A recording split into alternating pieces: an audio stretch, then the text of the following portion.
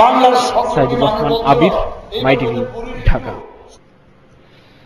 কর্মসংস্থান সৃষ্টি ও মাথাপিছু আয় বৃদ্ধি টেকসই উন্নয়নের ক্ষেত্রে সবচেয়ে বড় চ্যালেঞ্জ বলে মনে করেন অর্থমন্ত্রী আবুল মাল আব্দুল মুহিত। সকালে রাজধানীতে 4 দিনব্যাপী টেকসই উন্নয়ন বিষয়ক এক সম্মেলনের উদ্বোধনী অনুষ্ঠানে তিনি একথা বলেন। আগামী 50 বছরের মধ্যে টেকসই উন্নয়ন অর্জন সম্ভব বলেও মন্তব্য করেন আবুল মাল আব্দুল মুহিত। আমিনুল মজলিসের রিপোর্ট। টেকসই উন্নয়ন বিষয়ক সম্মেলনে অতি দারিদ্রতার হার কমানোর উপর জোর দিলেন ডক্টর কাজী খলিকুজ্জামান।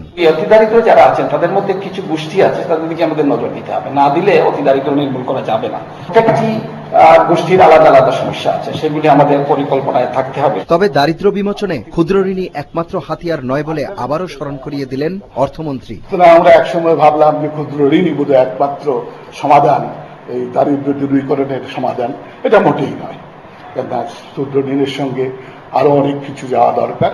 অর্থনৈতিক অগ্রগতিতে দুটি প্রধান চ্যালেঞ্জের কথাও উল্লেখ করেন তিনি। আগামীর সমস্যা আমার কাছে মনে হয় দুইটি। এটা একটা চ্যালেঞ্জ আমাদের কাছে, টু ফাইন্ড এ মডেল যাতে আনএমপ্লয়মেন্টের সলিউশনটা আমরা দেখতে পারি। 2100 অত্যন্ত নিম্নমানের, আমাদের পাশের দেশগুলো সেগুলোর অনেক বেশি।